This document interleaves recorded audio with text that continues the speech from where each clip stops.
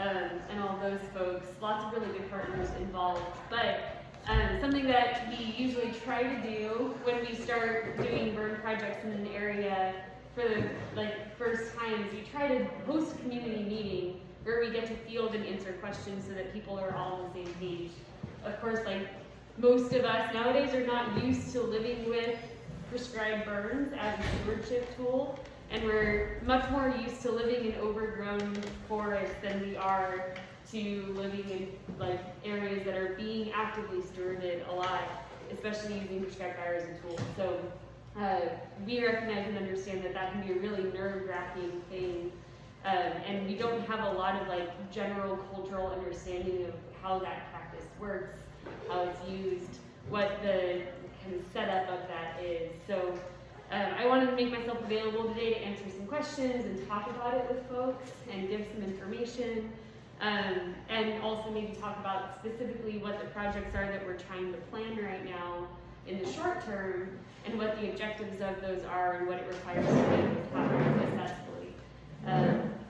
So I think I'll kind of open it there. If people would like, I can start by kind of drawing out or describing the area that we're working on projects on in the short term, so that we have kind of a touchstone for talking about this topic. Would that help? Talking about the short-term project? Okay. Over the past few months, we've done a couple of prescribed burns. I'll start there. So we did one, Alan, you were there, right? Carleon's house. Actually, I guess we've done 3 so far. One at Carleon's house, burning the grass behind her place. One in the pines across from that fire station out there. I don't know the number of it. Craig Ridge, Station 1. Craig Ridge, Station 1. Yep, great. And then the last one we did was the pine strip in the Fernfield Road hairpin on the west side of that internal part of the hairpin. And what we've been talking about as we've done each of these, those are all kind of winter period burns, is scaling up to basically create a reduced fuel area and a stewarded piece of ground in that entire hairpin. So that whole Fernfield Road kind of loop there, where there's the pine strip on the west, and then it's the Fernfield. You've got the tank in the more scattered Douglas fir area at the north end of it, and then dense forest and woodland going down the east side.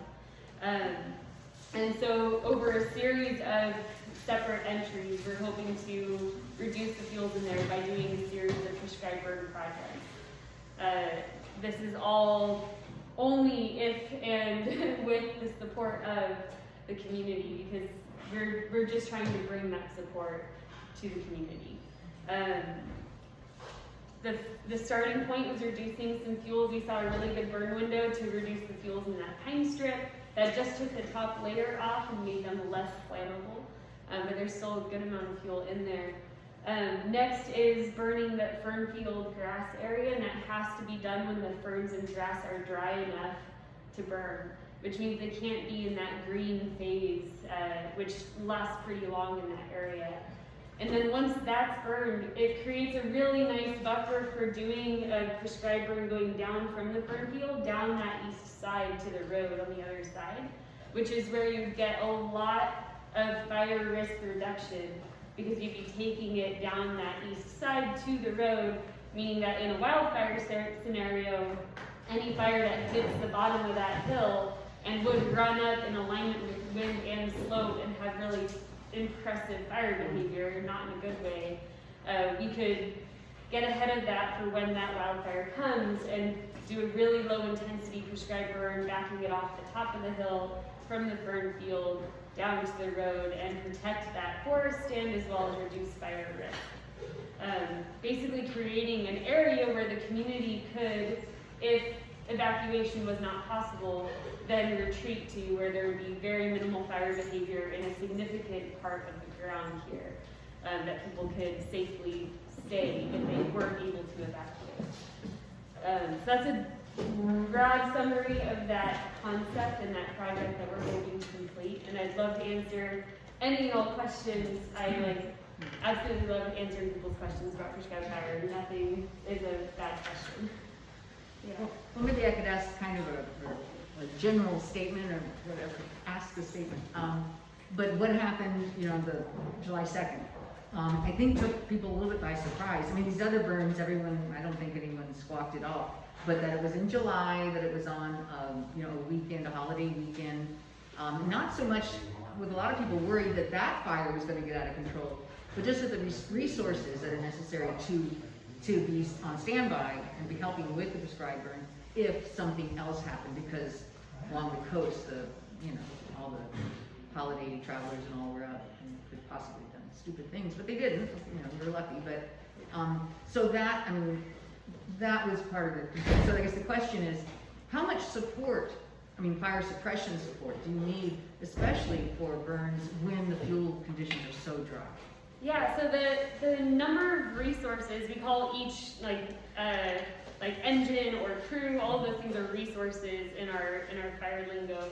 And the number of resources we need to do a prescribed burn changes with the conditions and with the burn unit that we're doing. So as part of our planning and preparation, we use the modeling program called Behave Plus, that we put all of the details of the fuel conditions, the temperature and wind and moisture all into this modeling program, and then we can enter production rates of resources that come out on a prescribed burn, of how much line they can create surrounding a prescribed or a growing wildfire if it were to escape. And so then we can model how many resources do we need on this burn of what kinds, because they have different production rates for different types of resources, in order to know that anything that got out of this, we can catch it with the resources we have.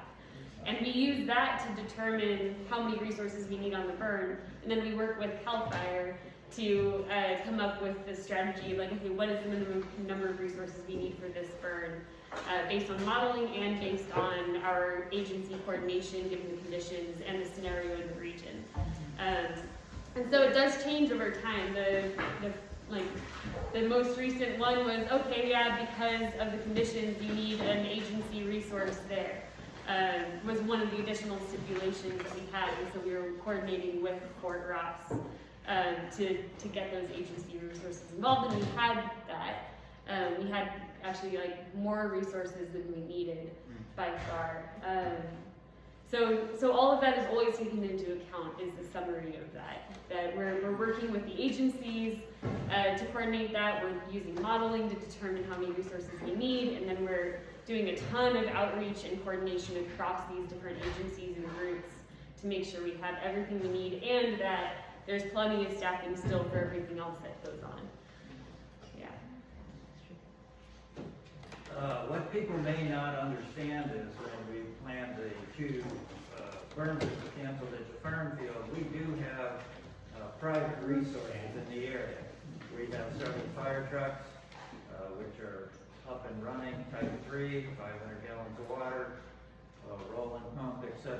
And as I understand it, the goal would be to use those trucks, still have Fort Ross there, but don't touch their water unless something went really sideways.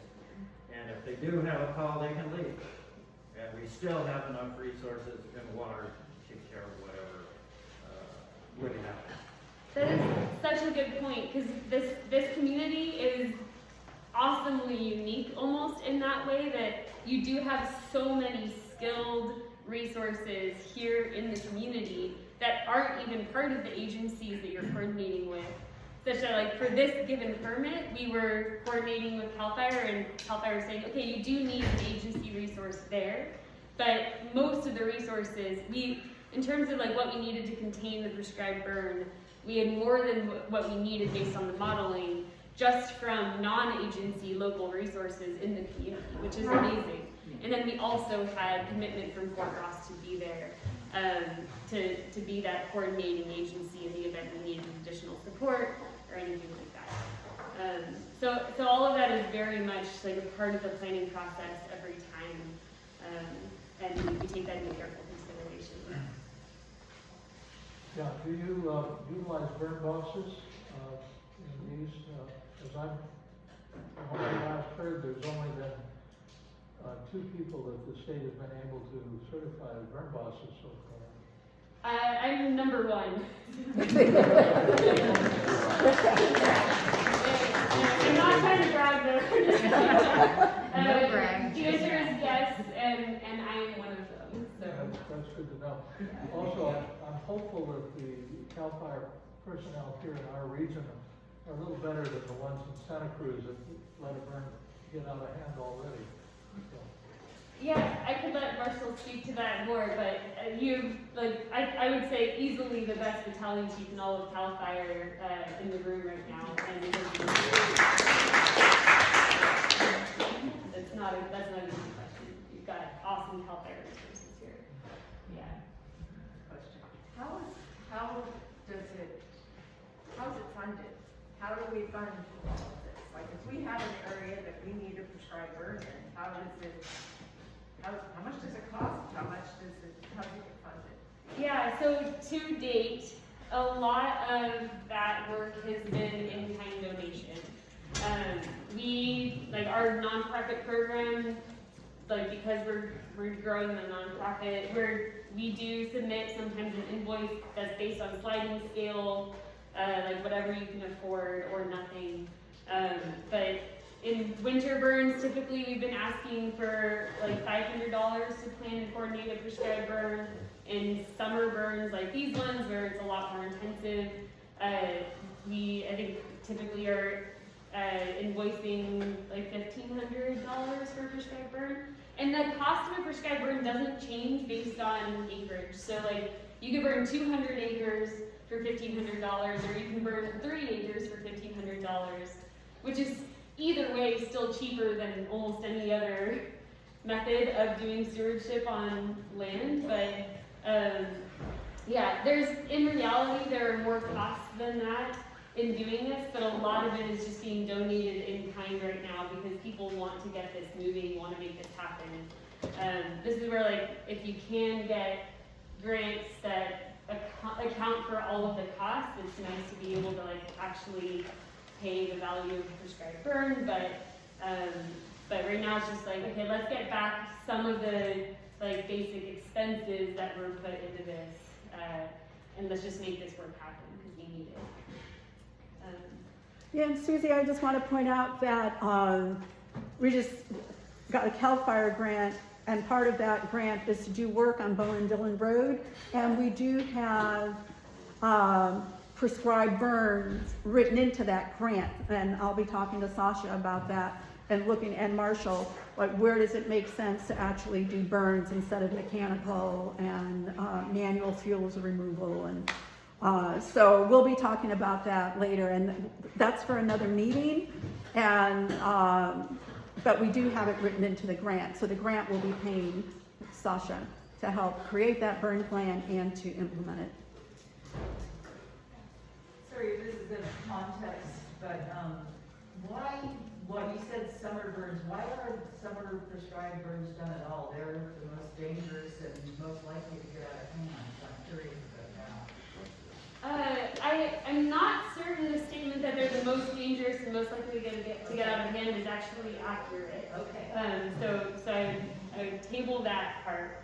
But summer prescribed burns are in some cases the only way that we can accomplish objectives of reducing fuels in any given area. So in grasslands, it's because you literally can't burn them unless they're dry, which means summer. Or fall if you wait longer, but anytime during the season that they're dry. And actually the drier they are, in some ways easier it is to manage them because they burn more quickly and efficiently. Yeah, I see that. And that can also be true in forests. So there are a lot of forests around here on north-facing slopes where you cannot get them to ignite outside of the summer-fall window.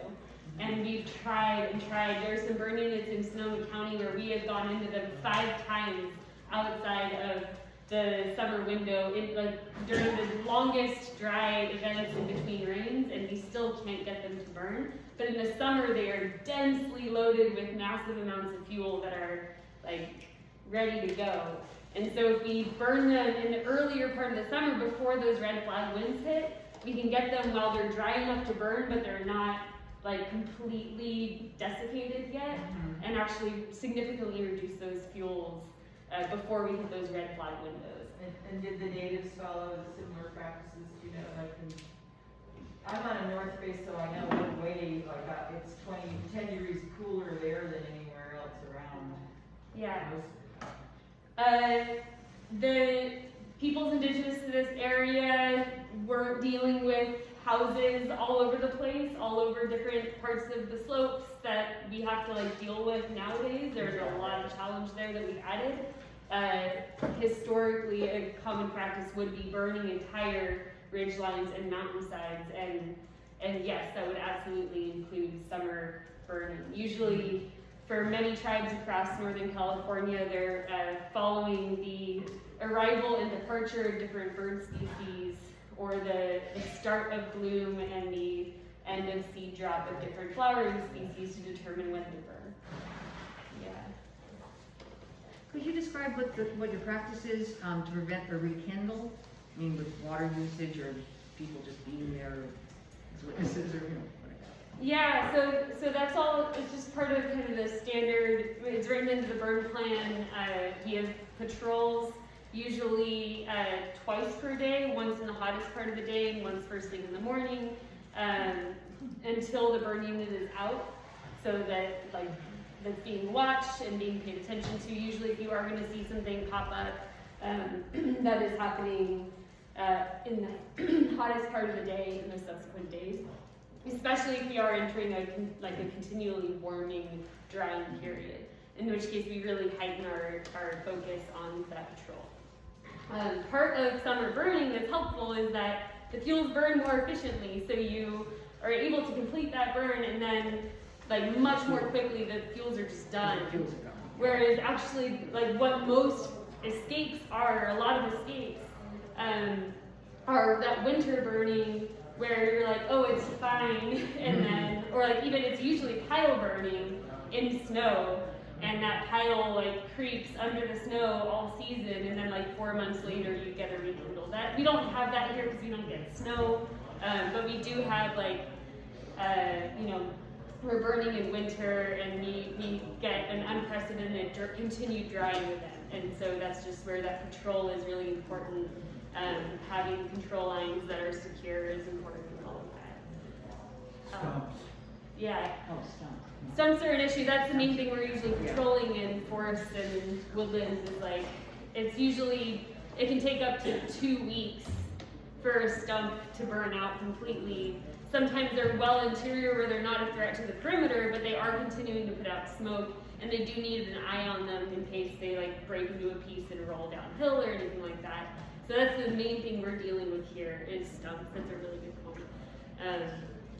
We work really hard to put them out when they're near the perimeter, and we patrol them if they're not. Yeah. I was just gonna say that in May, when we did the first burn at the burn field, we burned underneath the pine trees to eliminate the needle for the next burn to be less dangerous. And in the after days, we, Starhawk, myself, my husband, the Bushner brothers, we walked by the burn field at least 3 times a day for 2.5, 3 days to be absolutely certain. Even when we knew there was nothing there, we still went back just to be super, super cautious, because we're well aware what could happen if we're not being super, super cautious. And Like the repercussions too. yeah, we don't want to go there. Yeah. So, you know, I'm just saying that because that is what already happened, and that will be the way things go in any future burns. The group involved, that time was Buell Ranch, we took it upon ourselves to monitor that for days. And that is another thing that's so cool about this community, is like, not only do you have the resources to do the burn in the community itself, but you also have all these knowledgeable, dedicated people in the community who are willing and able to like do that extra due diligence, like patrolling, so that you have that local capacity right here to really like manage this effort, so that that stewardship is really feasible and possible in a really diligent way too. It's awesome. Yeah. either of you. Go ahead. Are there places that you automatically rule out for burning? Yeah. And why? So sometimes it's just not, there's no good due diligence, or diligent way to do it. There have been a couple of places I've seen where it's like, okay, there's no good place to have control in here. The fuel loading is just like way too crazy heavy. And then I try to make some other suggestions, and maybe if those other things happen first, maybe we can then revisit looking at prescribed burning. But there are some places that just aren't ready, or like the infrastructure is in just way too challenging a place. And it's not that it's impossible forever, but maybe there needs to be some other significant work before we can go. It would seem like with Seven Oak Death, a lot of places like that around here, like I live on top of one, where there's fallen trees everywhere, steep slopes, and not really very good access. Yeah, and I've seen some places with that really bad sudden of death situation where I'm like, yeah, I can't touch that with the way it is. These are some suggestions I have.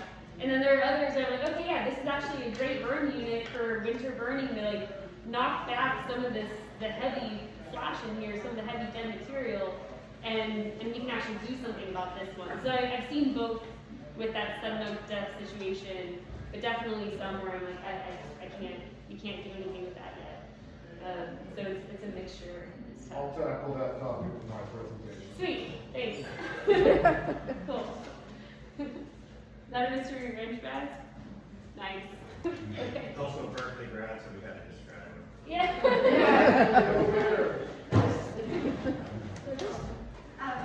Could you speak to a little bit of the difference between burning and grazing in ways for managing the fuel load on grasslands? Like, what does burning do that grazing wouldn't do? Yeah, so I mean, grazing is an awesome tool in grasslands, and I'm a huge fan of that method. And I see them not as necessarily even an either or, but you can use both. And it depends on what animals you're using, are all going to give you different effects in your grazing.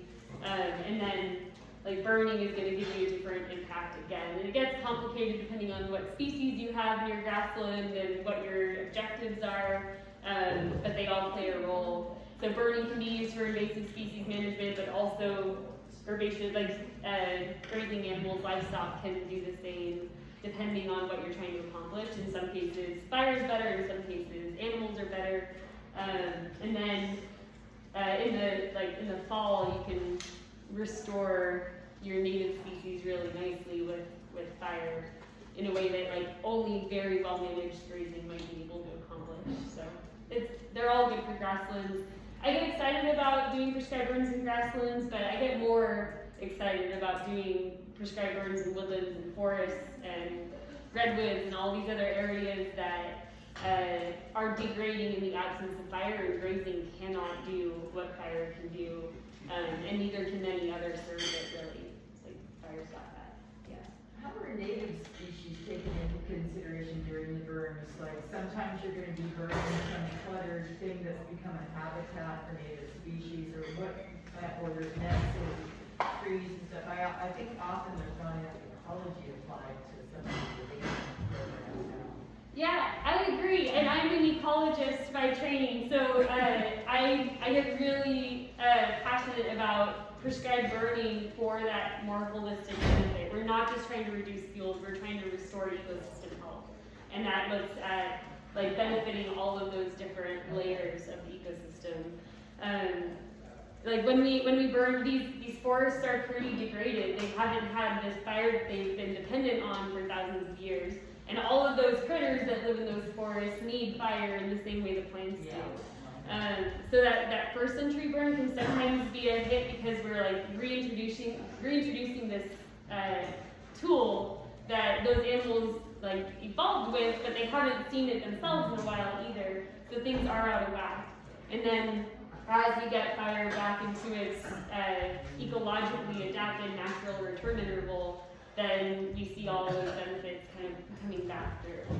But timing of the burn is a big part of that, and then the intensity of the fire on the ground, the residence time, all sorts of things about like how hot it burns and how it's applied, all impact the way it interacts with all the species. The other thing I've noticed a lot, which thank you for saying that, because I hear what you're saying is that it brings back the natural habitat ultimately.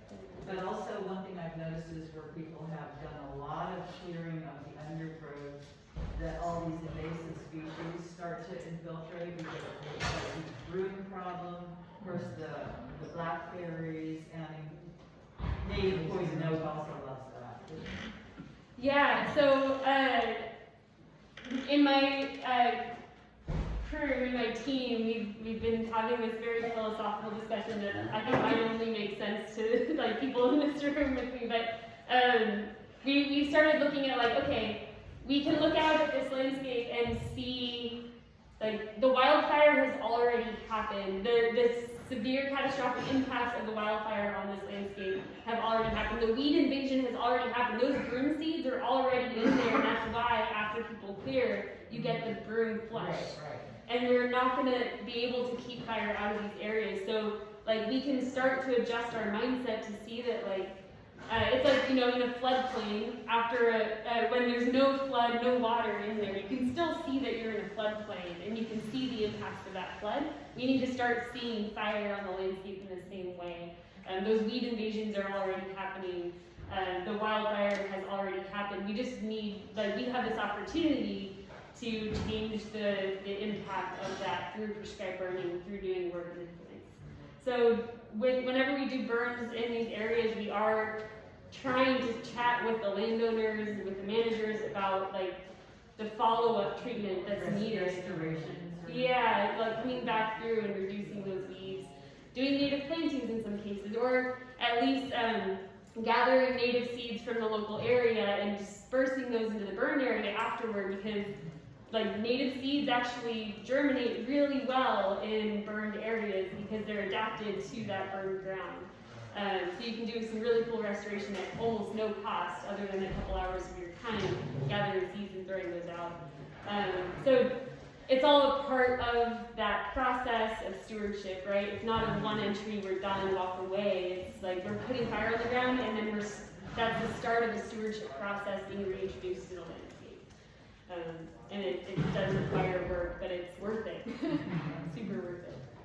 Yeah, I just want to say on our property where we've done prescribed burns, after those, and we keep them low and slow and not super hot, little things come up. Oh, I know. All by themselves, little natives that were, you know, hidden underneath a fallen tanno or thick pine needles that don't belong here. Suddenly we have all these little wildflowers and sweet grass. That's grassland. No, this is forest trees. I have no grassland on my property. Oh, Yeah. because some of the wooded areas near me, and that I'm seeing that people are especially taking down a lot of big trees, the things that come up are sometimes like kind of like other invasive species. Yeah, and then you bring those out another time. Yeah, And then things really concern in the change. conjunction with everything is kind of raising, I guess, too. We can see in the same burn unit, that we have some burn units where in the same exact unit we have patches of thistles that are black and then massive areas of like Fremont star lily that we had not seen there before the burn. So like in the same burning unit, you can have areas that burn hotter and therefore become an opening for weeds, and you have to manage those weeds, and lots of native plants that have a seed bank underneath that surface layer that needed fire to germinate. Especially like around here, you'd be getting probably a lot of I'm not necessarily calling all of these things weeds because, for instance, thistles are dynamic accumulators and they're often restoration plants that move into those areas to pull minerals out with their tap roots. So I kind of get some of that. I just am asking questions. Yeah, Some of those the are stuff I see. good questions. Yeah. I have a question about, maybe this is too specific because I graze animals, but have you done where you burn in the fall and then have animals come on in the spring with regrowth? Like, what's the best practice around that? Is there one, or is that so specific that it would depend on the landscape? It can depend on the landscape and what your objectives are, like what plants you're dealing with. A lot of people like to give grasslands one season of rest after a burn. Okay. But I know a lot of places that have not done that, and it's totally fine.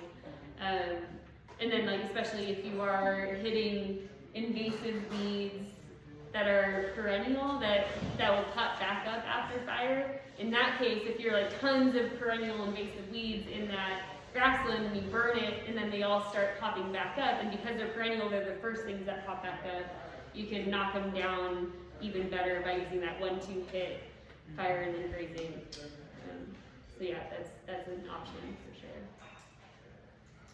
I'm happy to talk more about details Thank you, Berleman. for all of this. Yeah. Yeah, I'm a little concerned that people will consider controlled burns as a panacea. It's beneficial, but if we have these terrific wind-driven firestorms that breach the canopy, there's not much you can do about those. And I think we need to put a lot more emphasis on defensible space and home hardening along with the control burn.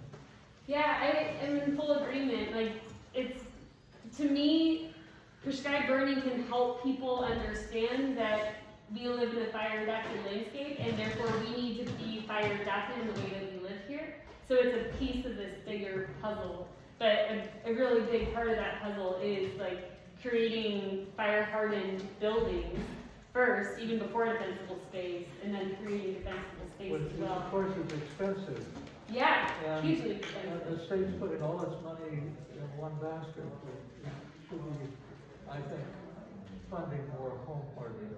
But I think it's not because they think that prescribed burning is the panacea, and Marshall would probably speak more to this, but it's very tricky putting state funding into people's homes. And so I think that's where, like, the state's doing what it can to address big problems.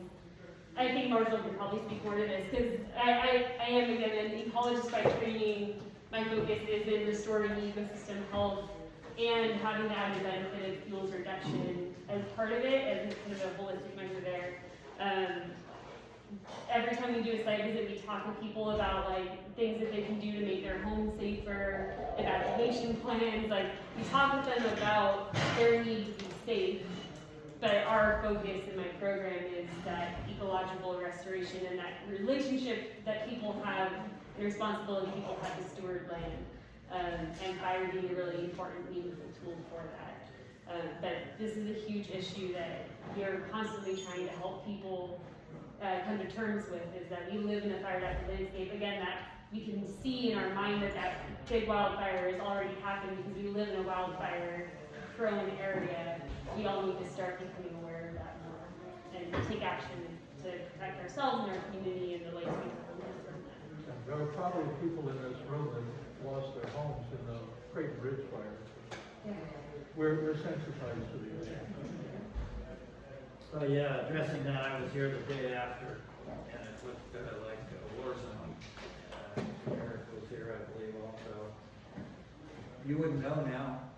I mean, you would if you knew, but I wanted to address what you were saying. I had Sterling and his crew come, and we burned 3 acres that I've been messing with for years, and the transition from what it was to what it is now, I think, was fantastic. But we did have my fire truck, we had a pump in the creek, 1,000-gallon porta tank, hose all the way up my driveway, 9 people. We thinned and trimmed, we scared the shit out of the neighbors, Ricky lives right up above.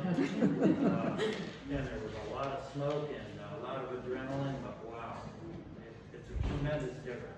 Yeah.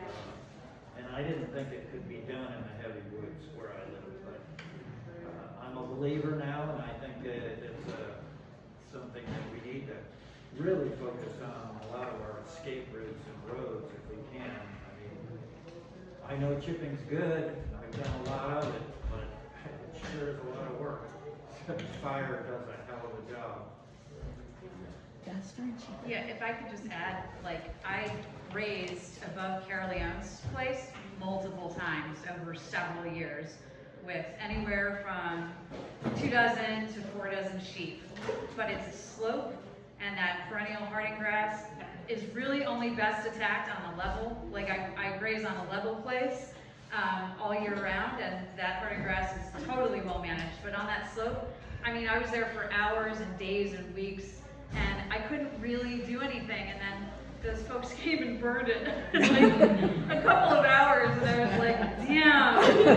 I mean, I can't tell you the labor involved of hauling fences and sheep around, and I'm getting chased away by pigs. It was really a pain in the butt. And she even paid me, which was nice.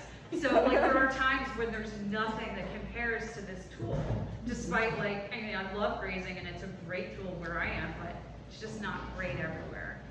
So, super helpful. So, may I add a theory to all? First of all, harden off your house. Carol Leon theory. Harden off your house. Get it out to 30 feet, 100 feet, then you hit your grants, C-FIPs, D-QIPs, whatever.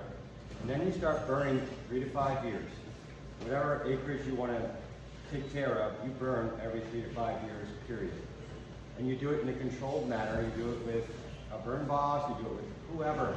It doesn't have to be a burn boss. It can be yourself. Your risk. Take care of it with water supply to make sure things get out of control. You have water to take care of it. That's the only way we're going to take care of our community within your perimeter, your WUI, your private space. Larger scale, we'll talk later, but that is the way you're going to take care of your private space. Start in, work out. Yep.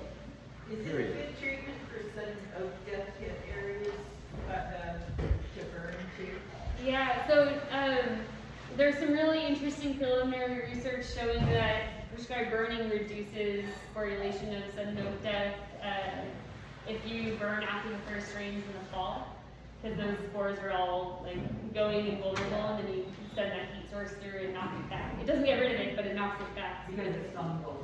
Yeah, exactly. And then you're simultaneously, of course, reducing the fuel load accumulation that's happened there. And like I was saying before, there are some areas where like it's really hard to use fires of first century treatment. I have seen some really amazing landowners in this general region doing great work burning patches. Actually, you're some of those people, Angie. Like in Sudden Oak Death area, tons of fuel and still getting really great fire effects, reducing the continuity of those surface fuels right around homes. So there are some like.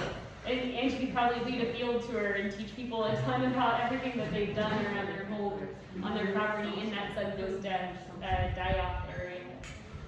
And there are some other landowners doing the same around this region that are just really impressive. So Just start small at the top and keep going. just for perspective, we have some really good data on this area and what these burn intervals were.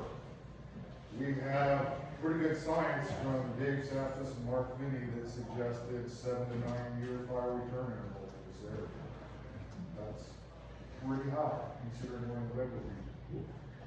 So, you know, you put that in perspective about how fast, 90% of our vegetation here is sprout.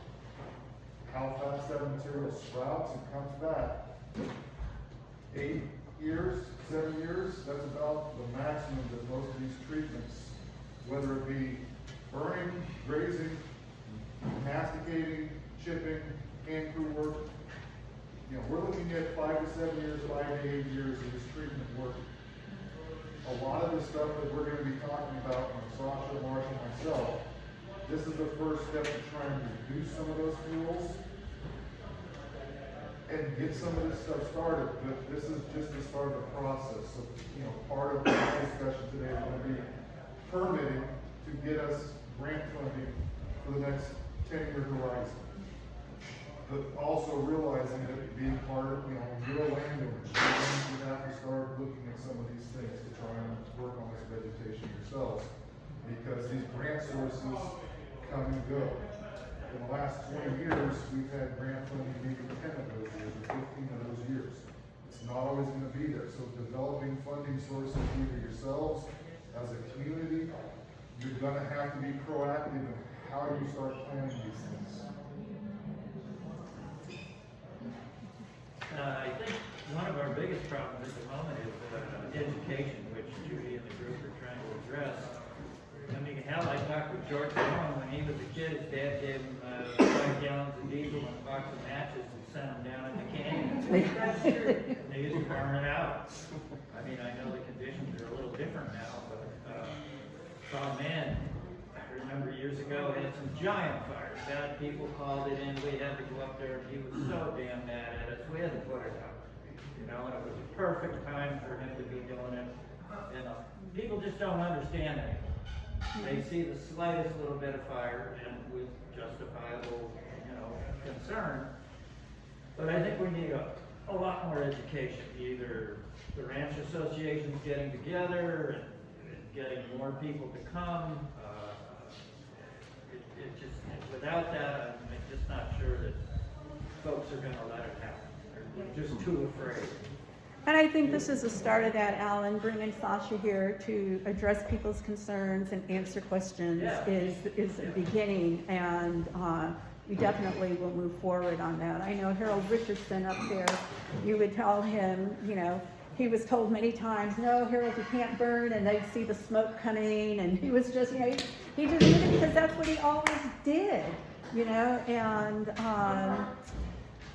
he's no longer with us, but yeah, you know, it's part of who we are in our landscape here, and that's what we're trying to do here with some of these programs that we're developing. I think, if I may speak, one thing as a firefighter that I've learned, it's amazing to see other firefighters not understand fire behavior, and I think that would be a great, just a ABC thing to address, that fire behavior is very interesting. You know, I've been on prescribed burns where it's CFIT, it's just let it rip, and it's amazing to see the fire behavior.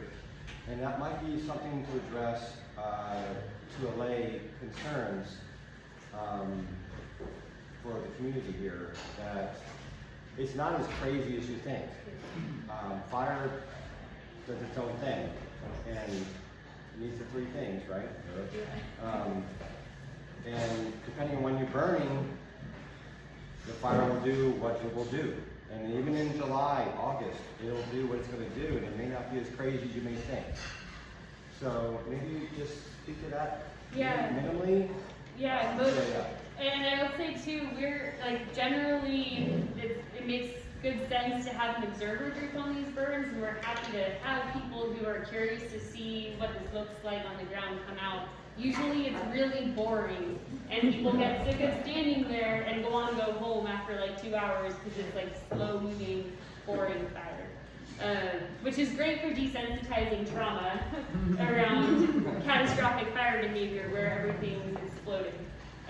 So it's good to be able to get that opportunity to see that flip side of fire and what it looks like in that controlled burn setting.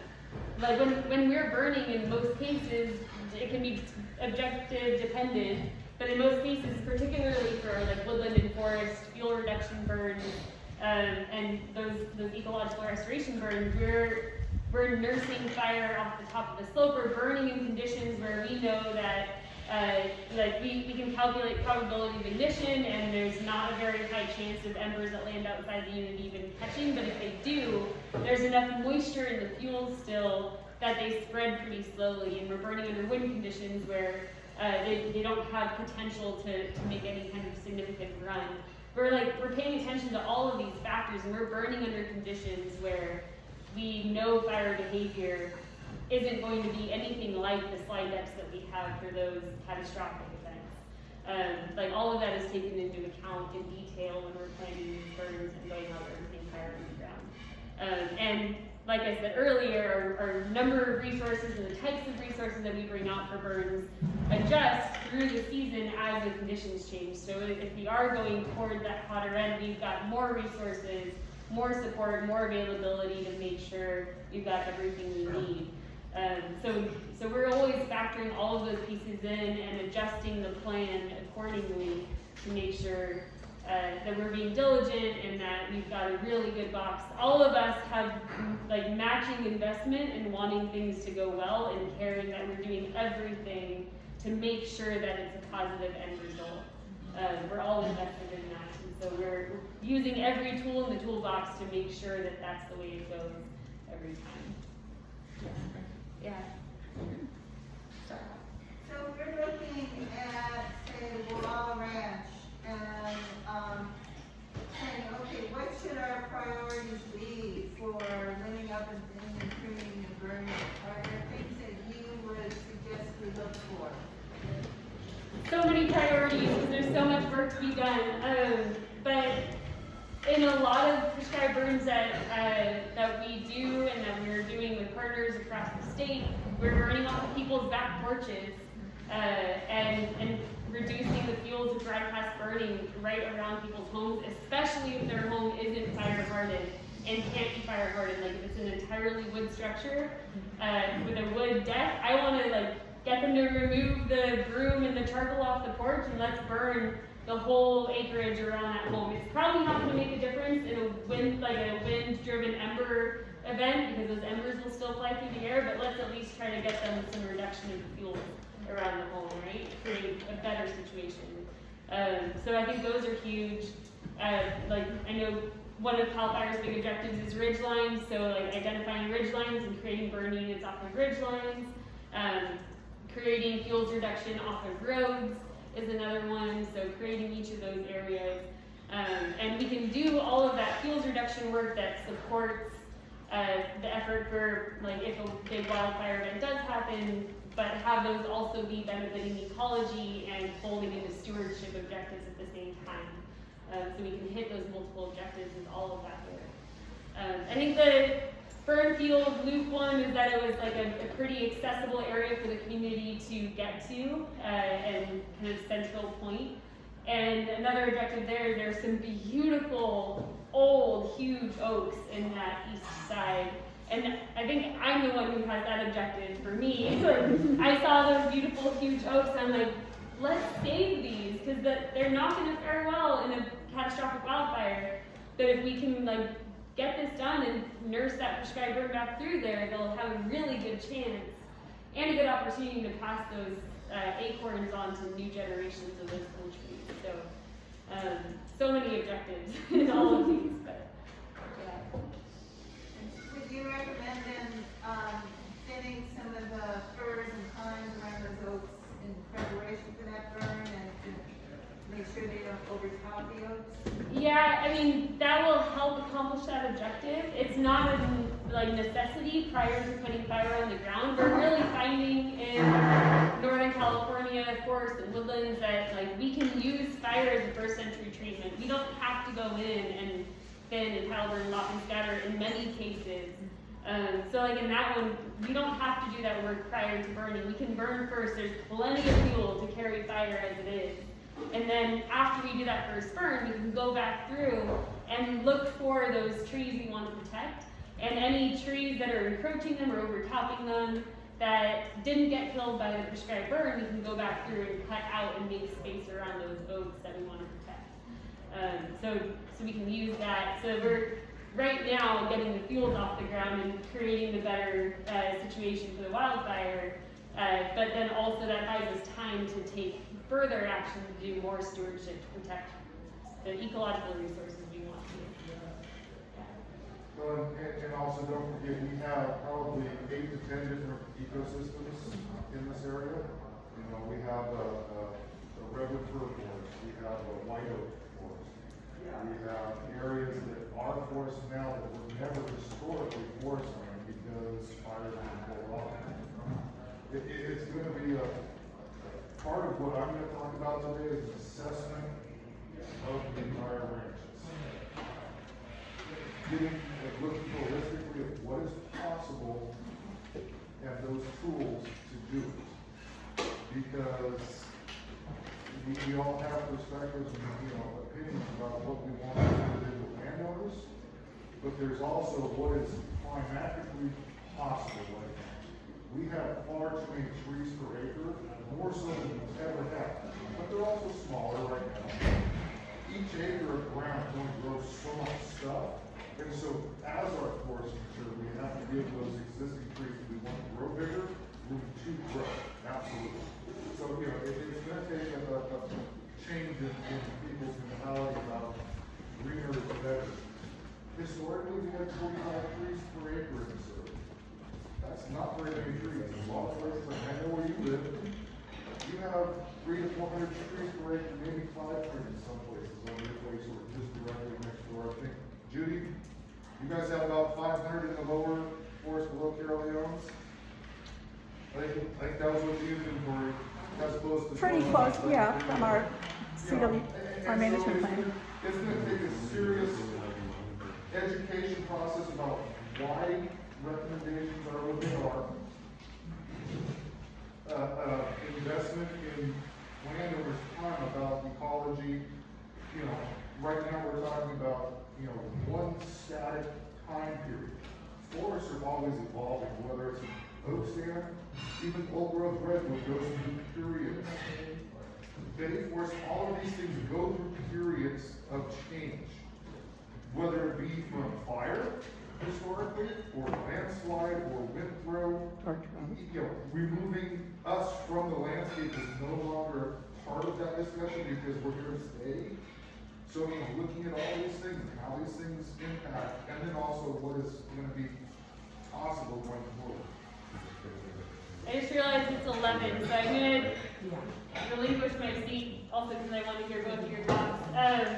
But I did want to say there's still very much opportunity to move forward with that Fernfield Loop project. We could still do that Fernfield grass area burn anytime, and that would still make it possible to do that east side burn as soon as that grass area burn was done. So I just want to put that out there. There's still opportunity. It wasn't a like that weekend or not at all. So I'd love to like just stay in the loop on what the general community feeling is about doing that project. Definitely. Thank you, Sasha.